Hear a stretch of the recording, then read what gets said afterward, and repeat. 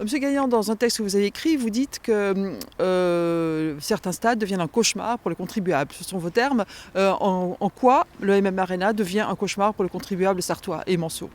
Alors, ce qui se produit, qui était le plus mauvais cas de figure, c'est que le club va être rétrogradé soit en national, soit dans une division inférieure, et que donc, de toute façon, on n'arrivera même pas à couvrir les frais de fonctionnement du stade avec les rencontres qui seront disputées en national ou en CFA.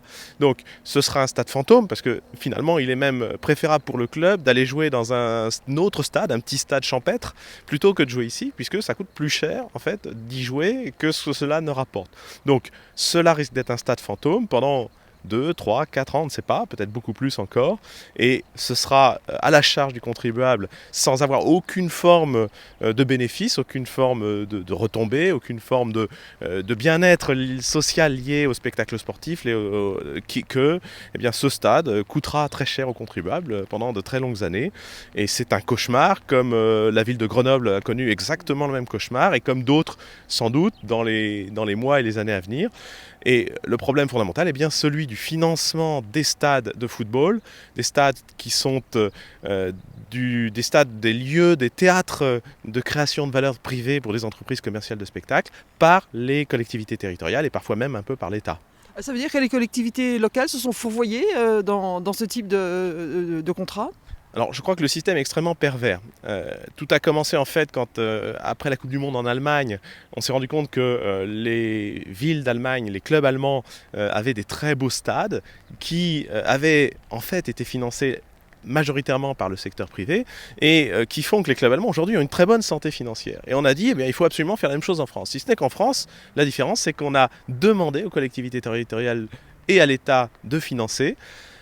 C'est une chose qui en fait est tout à fait à mon sens anormale et qui devrait être combattue. Il devrait y avoir une loi qui, comme il y a quelques années pour limiter les subventions de fonctionnement, devrait aujourd'hui limiter les financements de l'investissement, de l'équipement du football professionnel, qui est une entreprise commerciale de spectacle. Alors on peut admettre qu'il y a des arguments pour dire, eh bien, il faut quand même un petit peu, disons, aider les clubs pour ce qu'ils apportent à la vie économique locale, mais ceci devrait être une participation minoritaire des collectivités territoriales et de l'État. Oui, vous parlez de l'apport du stade à l'économie de la ville. Quand on réécoute le conseil municipal de mai 2008, M. Pigeot et d'autres disent qu'effectivement, ils vont signer un peu à contre-cœur parce qu'il y aura sans doute des retombées. Or, ces retombées, vous les voyez, ces retombées économiques? Vous les voyez? Les retombées économiques au sens strict d'une équipe de Ligue 1 ou de Ligue 2 dans le bassin économique local sont dérisoires. Le principe des retombées économiques, c'est l'apport de dépenses par des spectateurs non locaux, et c'est ces dépenses qui sont à l'origine bien d'un surcroît éventuellement d'activité, ou en tout cas de quelque chose qui va être bénéfique pour l'activité économique locale.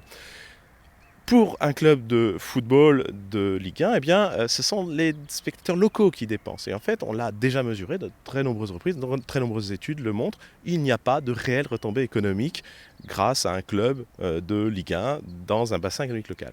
Alors, il y a en revanche des retombées en termes d'image, ça c'est vrai, c'est très difficile à quantifier, mais je ne suis pas sûr que cela justifie pleinement les fonds qui sont avancés par le contribuable. Enfin, on parle de ciment social lié à la présence d'un club de football. On peut aussi considérer cet argument. La difficulté est qu'aujourd'hui, le système des transferts et le système des indemnités fait que y a un mercato tous les 6 mois et les footballeurs sont de fait des mercenaires qui changent sans cesse de club. Donc il est très très difficile d'invoquer cet argument du ciment social quand on voit ce qu'est devenu le football professionnel. Finalement, dans le cas qui nous intéresse, et la ville du Mans, et le département, et les contribuables se sont fait avoir. Ils ont été sans doute un peu candides, un peu naïfs. C'est vrai que c'est tentant d'avoir un stade de football de grande taille, joli, moderne. C'est intéressant d'avoir une équipe parce que c'est quelque chose de prestigieux. Mais je pense qu'on aurait dû être un tout petit peu plus prudent. Je l'ai dit, je crois qu'il aurait sans doute fallu faire ce stade avec un peu plus d'esprit d'économie. Je crois que les choses ont été faites, à mon sens, de manière un peu surdimensionnée.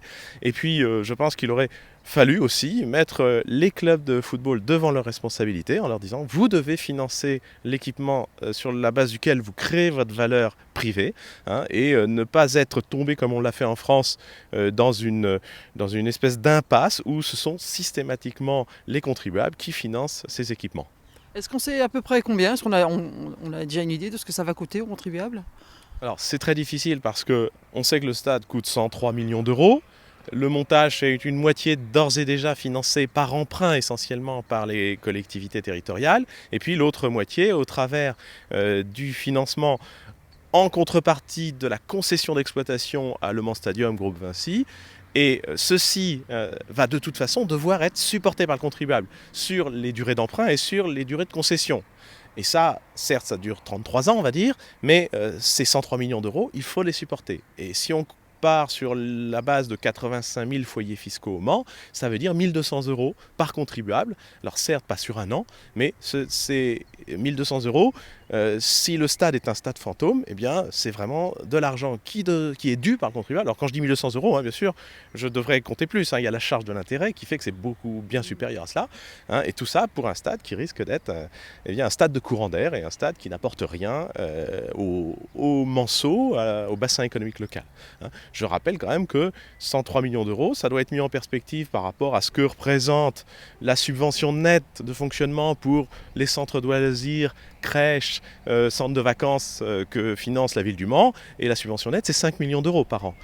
Donc on peut se poser des questions sur les priorités. Est-ce qu'on ne s'est pas un petit peu enflammé au Mans avec ces perspectives et ce stade?